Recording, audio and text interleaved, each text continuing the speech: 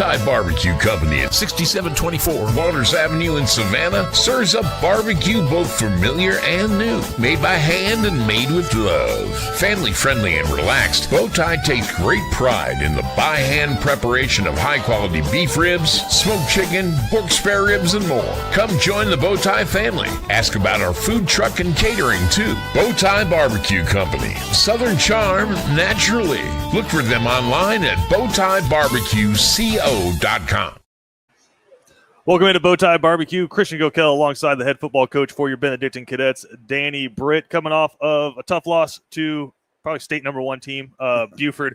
Extremely talented Buford squad. They moved to 2-0 on the season. The Cadets 0-2 to start the year, coming off of two tough losses. But, Coach, positive, I think, from this past Friday night, you got to play football. A lot of teams around South Georgia did not get to play.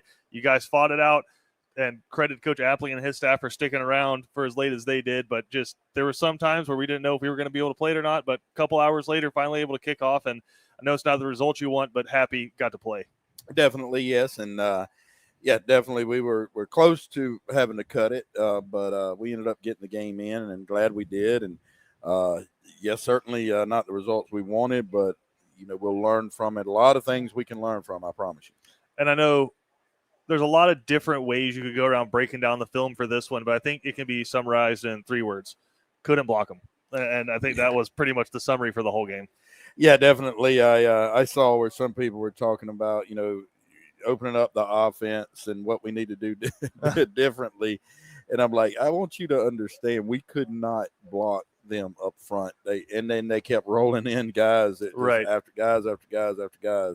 So, I just want to start off by saying this. I saw where somebody put on social media, BC took belt to, we'll say, butt. Yeah. And, yes, that's in fact what happened. I told the boys, hey, that's what happened. I think a lot of teams are going to take that belt this year from Buford. It didn't, we had to have things work out pretty perfectly for us to be in a situation to compete with them at the very end, and it did not. So we have to regroup, regather, and move on. Yeah, the old BTA seems to be the new saying for the season there. But again, going back to it, Coach, very talented Buford squad. I think that and couldn't block them pretty much summarize the whole game there. But some positives I think you can take out of it. Able to go down and answer their first score of the game with the score of y'all's own. But then after that, it just felt like 3 and out after 3 and out after 3 and out. But with that, felt like before that, the defense was playing well. So at least for the first quarter, right until I think when they go up 21-7 right before half, you were playing with them, and I think there's some positives you can take out of that. Yeah, definitely. I think defensively we were playing pretty well. Again, that we moved the ball. We got the turnover and moved the ball, with Steven throwing the Bubba there. And, it was competitive the first half. And we couldn't move the ball, after that. And defense could only be asked to do so much. And then, they just kept rotating cats in. And it was pretty obvious in the second half. As a coaching staff, after a game like that, what do you do with the film? I know I've heard some coaches before say some games are just so rough that you don't even watch the tape, or the other way around where it's just you play such an inferior opponent that you're not going to garner a whole lot. And you kind of throw it in the dumpster. When you guys are kind of putting cut-ups together for the team, what does that look like after a game like that? Pretty much what you said. We decided, I decided on Sunday just to move on. Now we studied some things because you got to learn from certain situations. So we did that but we didn't go back and just review every snap of the film because, you had to take the key points, learn from it, and fix it, and then and move on. And so I think there's a few spots you could look at offensively and say, hey, we got to get better here, here, and here. But I think kind of talking to a few people, the overall consensus is you're just trying to find that identity right now. And it's hard to do that against the teams that you've been playing in a Colquitt and a Buford. But coming into Burke, kind of the same thing happened last year where it's 2 tough games to start the season. You come in and play Burke last year at Memorial Stadium. This time you'll be at their stadium. But you've started to kind of figure out who you were as a football team. How do you kind of go about that? And again, a game that's going to be against a very talented Burke team that's going to try to limit you offensively as much as they can. Yeah, definitely. It is a situation, where we got to find out exactly who we are, and we need our people out there, still having some some Right. injuries is hurting, but we got to figure out exactly who we are offensively, defensively, special teams, and we're starting to figure that out, and different things coming about there. But it's time, and again, we get into our divisions. Right. It makes it different, and makes it where you can start becoming what you want to be. And I know, again, against this Burke County team, they're going to want to keep you off the field, not just with their defense, but they're going to use their offense as well. So when you look at it, getting off the field on third down defensively, which you guys had a few chances against Buford that just weren't able to execute, and then staying on the field and converting third downs. I know those are things you try to practice and simulate in practice, but how do you get better at that as a team? Yeah, I mean, for the most part, you just have to do that on the field. I mean, we have during the game, excuse me.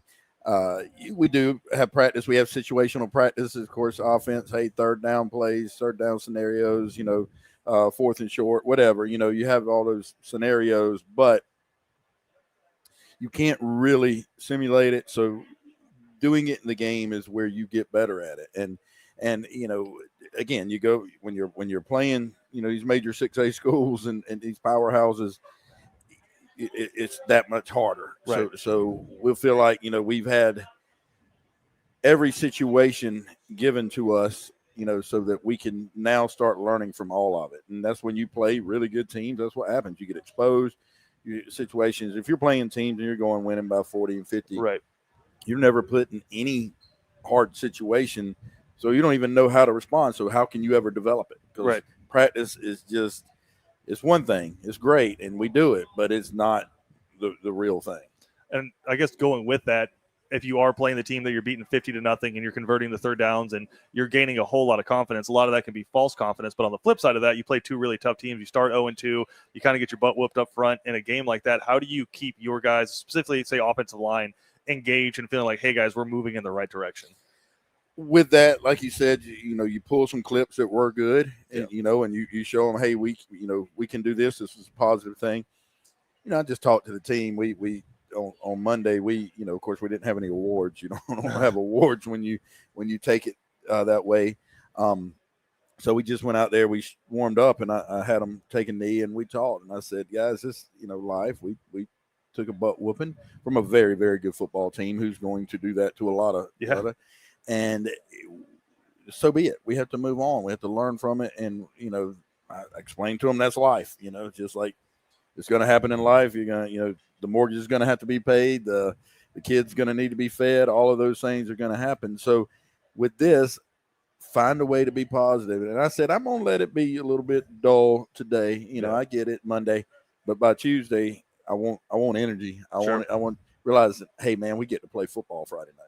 And I know, just sticking one more question for the offensive line. I'm not trying to beat up on these guys, but I think, me, I watched the game from the line of scrimmage out. There were some positives, but Coach Fogarty, I know, played at BC, highly successful offensive lineman, coached in the college ranks, comes back.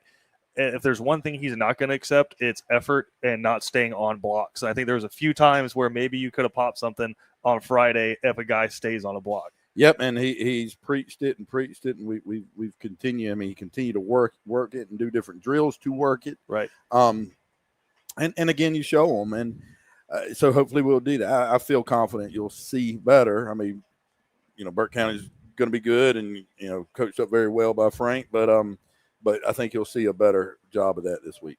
And then speaking defensively, I know in the secondary you guys have kind of had a different back four, the first two games just with different injuries. You get Wyatt Esterbrook back this past game, but you're down JoJo Sutton in that game.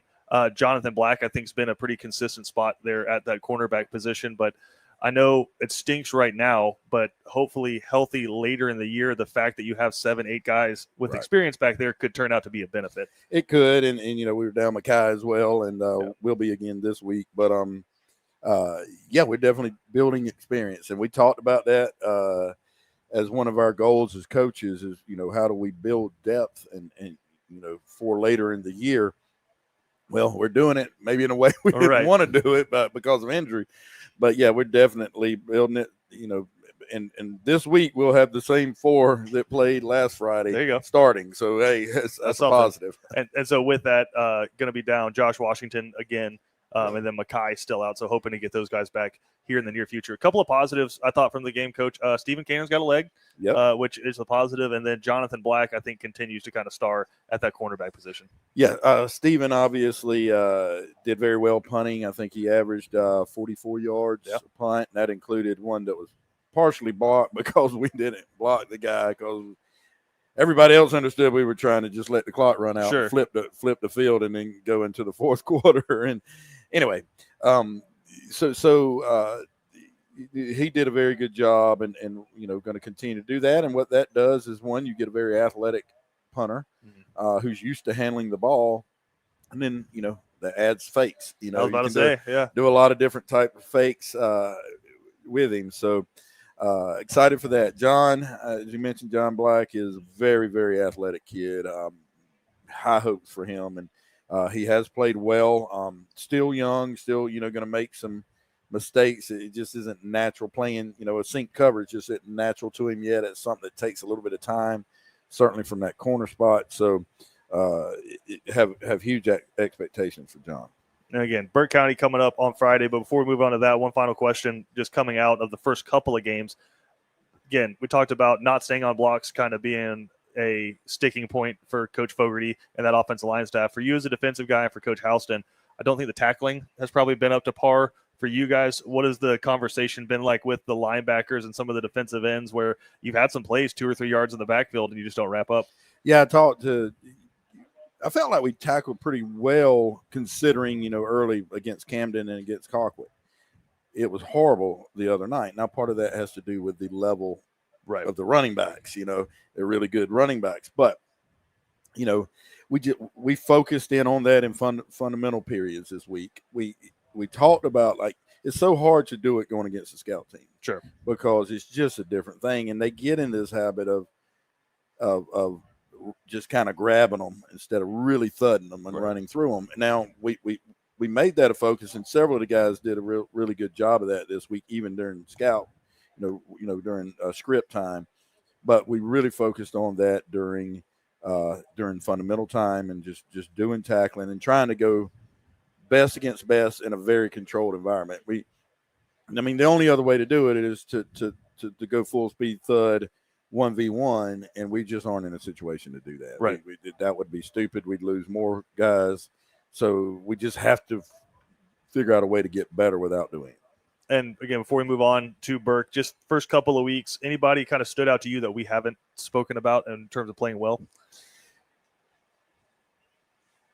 If we have to go down the Rolodex that far. Yeah, I'm thinking, I think we've mentioned Jaden Houston is I think done really well. Now, he's popped off in a number of different situations. So I'm proud of him and what he's done. And I think the others are pretty obvious, that we've talked about a number of times. I think a few guys from that inside linebacker spot, especially when Larson wasn't able to go against Camden, have kind of popped as well. Obviously, you just want Houston a little out there for the most part getting it done, but some depth behind them as well. Well, Rasheen has done a really good job and is going to continue to play and get a good rotation there, Rasheen Jackson. And, of course, he played the whole time in the Camden scrimmage. Right. Jameer Lee has done a really good job, and I talked to him yesterday. We've got to rotate him in more than what we did. We've got a plan to do that this week because he's a very good player. Now the two guys that are older than him, the ends that are starting, are doing fine. But, as you know, that's one of the hardest things to do is play defensive line and rush quarterback and stuff. So we're going to get a good rotation with those 4 guys to help them stay healthy and stay, in good shape. Probably a miserable game coming up for the defensive line. I don't want to put that into their eyes, but a lot of probably cut blocking and just not a super fun game coming up where you just get a rush after a passer standing in the pocket coming up Friday at Burke County. We're going to take a break. We'll come back and break that game down next right here on the Danny Britt Show. BowTie Barbecue Company at 6724 Waters Avenue in Savannah serves up barbecue both familiar and new, made by hand and made with love. Family friendly and relaxed, BowTie takes great pride in the by hand preparation of high quality beef ribs, smoked chicken, pork spare ribs, and more. Come join the BowTie family. Ask about our food truck and catering too. BowTie Barbecue Company, Southern charm naturally. Look for them online at BowTieBarbecueCO.com. Want to make some extra cash just by sitting on your couch? At Cash and Carry in Savannah, Georgia, we buy any car, no matter the condition, and take it right off the road. Just visit the link, enter your car details, and get an instant offer.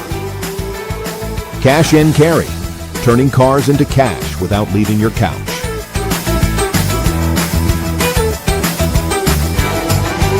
Criminal defense, family law, DUI, and divorce. You need representation. The one to call is Savannah's own Jonathan V. Dunn, PC, attorney at law. Voted the Thomson Reuters super lawyer consecutively since 2023. Online at jvdattorney.com. BC Brothers Moving is Savannah's most trusted moving service. From residential to commercial to packing supplies, BC Brothers does it all. Let BC Brothers' energetic, trustworthy team wrap it, pack it, and move it for you. Check out BC Brothers online at bcbrothersmoving.com or give them a like on Facebook.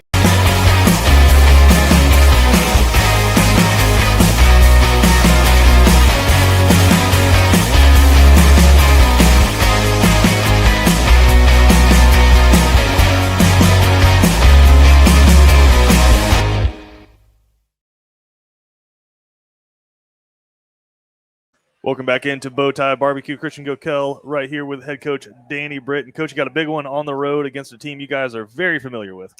Definitely. And just like on the football field, winning in the financial game takes strategy, focus, and the right team behind you. Whether it's retirement planning, wealth management, or navigating market shifts, Abel's Iron Moore & Associates is your trusted investment advisor, helping you build a game plan for long-term financial success. Give Abel's Iron Moore & Associates a call today at 912-777-4128.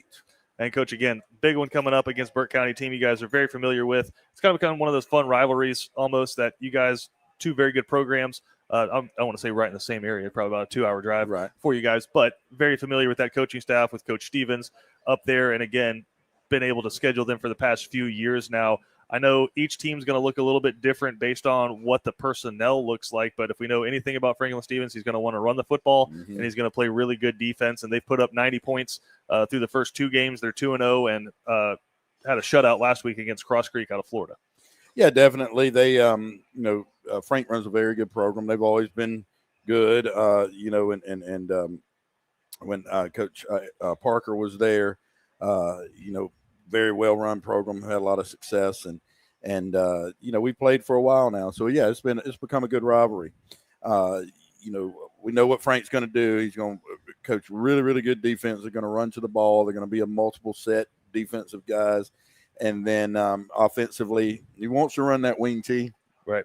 That he learned so well under Coach Herron at Camden, and they do that. They'll spread it out, do a few other things too, but that's primarily what they want to do. Now the run pass, they're 61% run, 39% pass. So, it's not as extreme as, you would think. Right. Again, we talked about the defensive line before the break right there. This is one of those games where you're playing that wing tee style of offense where it's a lot about assignments, but it's just a lot about staying off the ground and maybe not the most glamorous game for a defensive lineman. No, it won't be. I mean, it's you're getting a lot of angle blocks. You're getting a lot of double teams. You're getting a lot of those things. So you just got to move, and we got to be very physical. I mean, we play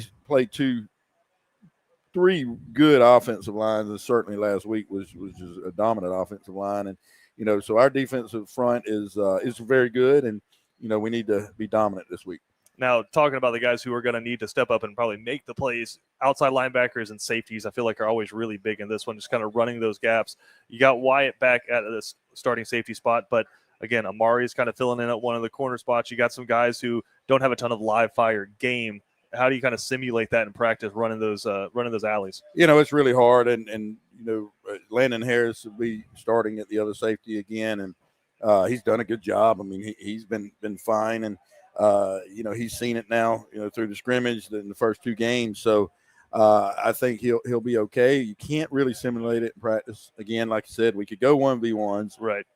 And definitely, we're going to run the wing T too, so we could do that. But it just we're not in shape to do that. I mean, we can't lose any more guys to injury. So he the good thing about Landon, he practices really hard, and he's doing a good job with that. So hopefully the practices have really benefited him. Oh, one big thing I think you guys have been able to do well on the road to start the season is run the football. Stanley Smart, I think, quietly has gotten off to a really good start this year, had over 100 yards at the game at Colquitt combined, rushing and receiving.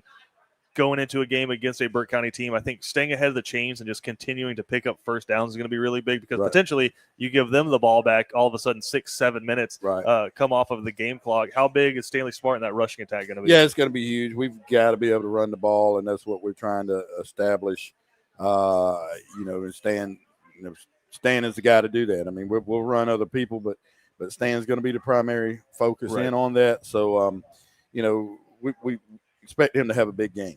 And I know maybe just consistently putting together 5, 6. I know you take 4 plays in a drive right now after last week, but putting together those 5, 6 play drives, but really haven't seen the 1-play drive yet, the big explosive play where you guys are able to break one. A lot of that has to do with who you were playing, but I know Steven and that offense kind of got to be waiting for that one to pop. Yeah, it's about time, and yes, it is. That's very much has to do with who we've been playing as part of it. But yeah, it's time to have a couple of those, and just some big plays, boom, where it just happens. So, it's going to come. We just got to be patient and just keep working and realize that will happen. And I will say, you had one against Camden. They got called back. Shouldn't have gotten called back. So you have had one. You've had one. Right. But the coach is amazing. We talk about this every year, but for the guys, they're so in it, you don't really pay attention. You got a 9-game schedule. We're already 2 games in, really 3 out of 10 games that you're going to play. You want to get better and you want to improve on these things. You only got so many chances. I mean, how do you get that sense of urgency over to your players? It's really hard. You try to tell them, but what I'm going to have a big conversation with them today after practice, and let them understand. Here's a fact: I am burying my high school football coach Monday.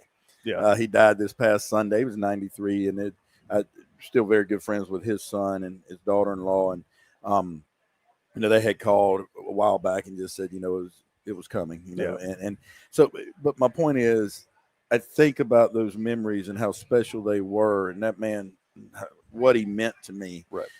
So I want them to understand how special this time is, and to take advantage. And that's why I said, hey, we can pout about getting beat by the number 10 team in the country and all this stuff and blah, blah, blah. We get to play the game of football. Yep. Just play the game, enjoy it, be the best you can be, shut out all the other noise and enjoy this special time in your life. I will say, if we're all so lucky that the Lord gives us 93 years, I know, right? We're all very fortunate. But the other thing is, it's interesting who we're playing this week. Franklin Stevens, I remember having a conversation to him, and he says he tells all of his players, specifically the seniors, every year that your season is $1 and each game's a dime. Right. And it's amazing how quick you go through those dimes. Yep, no doubt. I'd never thought of it exactly like that, but that's very true. So, again, huge one coming up, and really good South Georgia football. 2 really excellent programs that have done a whole lot of winning over the past few decades coming up. Kevin Thomas and myself will be on the call of that broadcast coming up at Burke County. But, Coach, I know you guys looking forward to that, but also got to be looking forward to waking up Saturday morning, 9 a.m., college game day, getting on the huddle, breaking down some tape, but also watching Lee Corso's final appearance there on college game day. Yeah, super excited about that, and there's some really good games to watch, and it's actually a little bit cooler. Yeah, we can't say it's cool, but it's for us. It's downright cool. Frigid for us. Yeah, I'm not sweating right now. How about that? But yeah, so I'm super excited to get up, and then we have some time off, so I know the boys are excited. We need it, so super excited to wake up, watch game day. And then watch a whole day and evening of games. That's it. I mean, all weekend, all the way through Monday, you got some really good games coming up. Before we let you get out of here, Coach, in honor of college football, I have some college football questions for you. I'm just curious how deep behind the scenes you'll let us. I'm going to ask you about some coaches, not specific names. You can give the names. I'm just going to ask you, Like, who is your favorite guy to come on campus and have recruit players just throughout the years? Who's been the one you've looked forward to? Like a head coach or in general, just the guy you're like, oh, heck yeah, he's coming. Oh, my gosh, there's a number of different guys. I'll tell you this. C.J. Spiller from Clemson, he came on campus one time, and he came walking up and introduces himself. I said, I know you are. I said, I know who you are, and I'm fanboying a little bit, which is a weird thing for a grown man to say to another grown man. But come on, man. I remember watching him. I'll tell you another one. Jason Taylor. Okay. All right. So that's a handsome man. Oh, he's a handsome man. But he walked in again, introduced himself. Well, they said Coach Taylor was coming. This was his first year at Miami. And I didn't know it was that Coach Taylor. He pulls up, stands up, 6'6", whatever he is. And I was like, oh my gosh. So that's pretty cool. And then the kids came in. He wanted to talk to a couple of the kids, and the kids come in. I said, do y'all have any clue who this is? They don't. No clue. Don't. Yeah. And he jokingly said, you don't watch Dancing with the Stars? Yeah. And they were like, that was not what I was talking about. I'm talking about NFL on CBS or anything. Yeah, I'm talking about the gold jacket. Oh, yeah. That's pretty awesome. So, those guys as assistants, and of course, it's always cool having, Kirby roll in, and or Coach Key from Georgia Tech, those guys rolling in. I will say the Georgia coaching, they always seem like they have 7 more things to do. And it's because they do. They do, but it's just you get those guys on campus. I remember meeting Todd Hartley and stuff like that, and you cover that, and just they're like, yeah, and they're already set up the plane or the limo for the next drive over to the next school. Kirby keeps him wound tight, I promise you. I think Sam Pittman said coaching for Kirby is like it's always 4th and 1. Yep. So it's you got to stay there. All right, most intense coach going off of that you've had visit for recruiting. Most intense coach while there, just in general, like personality. Kirby. Okay. He's just so intense and all. But now when he comes and visits, it's usually a little bit the opposite. He's, that's like where he's kind of in his zone. Like he's just talking football. He kind of relaxes and sits back, and it's not as big a deal. But yeah, he's an unbelievably intense cat for sure. All right, last one. Favorite football guy, just football guy in general, guy who loves the game, just all about it and just fun to be around. Oh my gosh, that's really hard, man. There's a lot of guys that have come in and been that guy. I'll tell you mine. My favorite ever is Les Miles. Just meeting him, he just exudes loving football. Something about being the LSU coach. I mean, him, Ed Orgeron, all those guys just love football. I've never met Coach Miles. I've met Coach O for sure. I met him while he was recruiting other people, not me. So. He's a mess. I don't know. That's a really, really hard thing to say. I mean, right now at this moment, I really, really like Coach Key at Georgia Tech. I mean, he is football guy. Yeah. He's a football guy, which they needed. The guy that was there before, I don't think was so much. I tell people, and I don't really, I want them to go get whatever experience they can to my players, but really, there's no need to leave the state of Georgia with the head coaches we got. Coach Helton at Georgia Southern, right? Coach Key at Tech and Kirby at, some really, really good football guys who are good guys. Like they're going to do it the right way. Right. They're going to do it in a way that you're going to be a better man when you get through, with their program. And he seems like one of the guys who garners more success from like a successfully executed trap block than necessarily winning the game. Yep, no doubt. That is him. I promise you. He's digging that. So, again, massive Saturday coming up, big game for BC coming up on Friday night. So, you kind of got a full, literally Friday through Monday. If you're a BC fan, you're blanketed with football coming up. Exciting stuff this weekend. Hopefully get out of there with a win against Burt County. Coach, we appreciate the time, man. We'll see you tomorrow night. Yes, sir. Go Cadets. The honor, the heritage, the tradition of excellence. The home for Benedictine Cadets football is WatchBCSports.com. All the games, play-by-play, and in-depth analysis. Home of the Danny Britt Show. Be a part of the action as your Benedictine Cadets take the field in their quest for yet another championship. On the official home of the Cadets, WatchBCSports.com. And look for us on Facebook and Instagram at WatchBC. When it comes to blocking all the obstacles that life throws your way, let Vernon Williams and Auto Owners Insurance help you dodge the hits, analyze the playing field, and run the ball all the way home. We shield you so you can have peace of mind when it comes to auto, home, life, or business insurance. As one of the oldest and most respected independent insurance agencies in the Southeast, we know what it means to stand behind the people we protect head on. Trust in the power of the Shield since 1934. For more information, go to thepoweroftheshield.com. Plan your hunting getaway and escape to experience the beauty of Mossy Pond. Our diverse property right here in Pierce County allows you to enjoy various types of hunts, including plantation-style quail, hog, pheasant, and flooded timber-style duck hunts, all within 24 hours. At the center of it all, experience scenic, rustic, beautiful, and inviting amenities like luxury lodging, our first-class pro shop, fine dining, and the perfect event space. Book now and see why Mossy Pond Lodge is Georgia's premier hunting paradise. Cool Vibes Pizza and Wings is one of Savannah's most popular. Could be the New York style pizza, or the pasta, or sandwiches, or wings. Whatever you choose, Cool Vibes has their own unique style. Check them out at 4501 Montgomery Street, Savannah.